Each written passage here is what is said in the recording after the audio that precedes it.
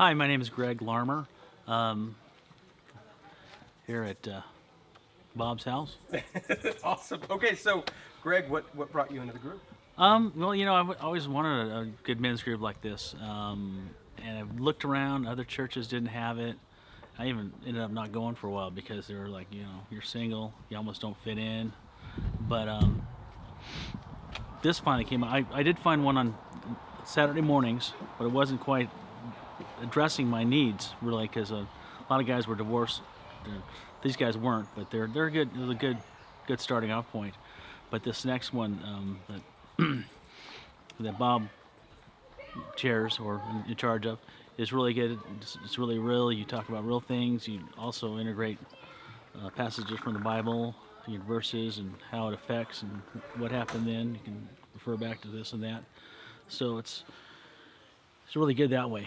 It's nothing not like some other churches where you just really got strict guidelines sometimes. Awesome. So, Yeah. you personally, how do you think the ministry's helped you? Or what has it done for you that you can say, this is what my life needed at the time? I could say personally, this is just given me a good grounding. I like to go to regular church also. Just a lot of different people there, but this church really digs inside of you and looks you in the face and questions you versus kind of hiding in the back.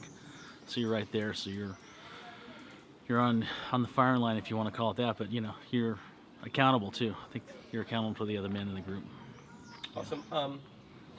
What's the overall feeling of the group for you? Is it a feeling of love and acceptance, or is it a feeling of fellowship? Is it a feeling of camaraderie? How do you explain the feeling of the group, the vibe? A fellowship. It's really everybody's accepting love and acceptance. So it's really good. I can come in there anytime really, and I can leave early and not worry about it.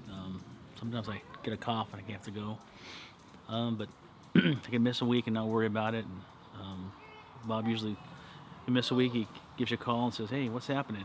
So he cares about you. So. Yeah. Yeah. Well, to you, what's the difference between, well, actually, you answered that already, the church service and your group. Do you believe you've been reconciled to that? I think so. Yeah, I've come to terms with everything, my good and my bad. I've acknowledged that and can only know that I can go forward with things and make the world a better place any way I can. Awesome, awesome. And going to the power question at the end, have you died to self?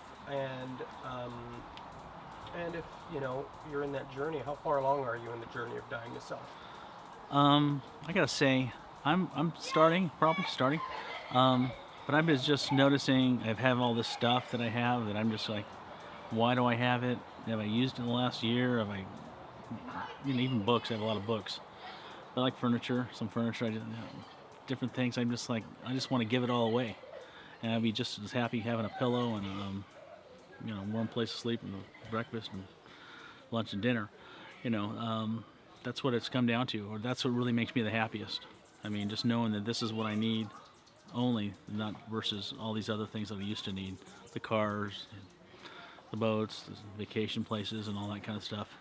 And I'll just do that versus worship that because I was kind of worshiping that. I gotta admit, I was worshiping, trying to always one up the Joneses, that kind of thing.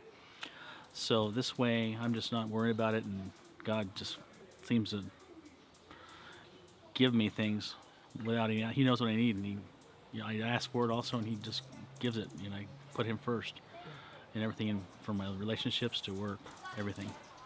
Awesome, man. Last question I thought on here, but I'd like to ask it is, what would you tell someone if they were thinking about coming to the group? Would you tell them something that you think made you want to come to the group? Yeah, I would. I would tell them that it's no pressure. You can just, if you have a story, you can say it. You can tell it.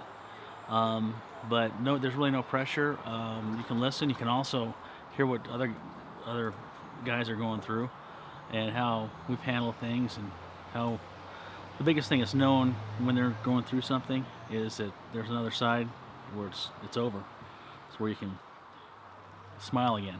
that kind of thing. So that, yeah, I'd tell them that, and I'd tell them to come on over. It's a very friendly room. Wonderful.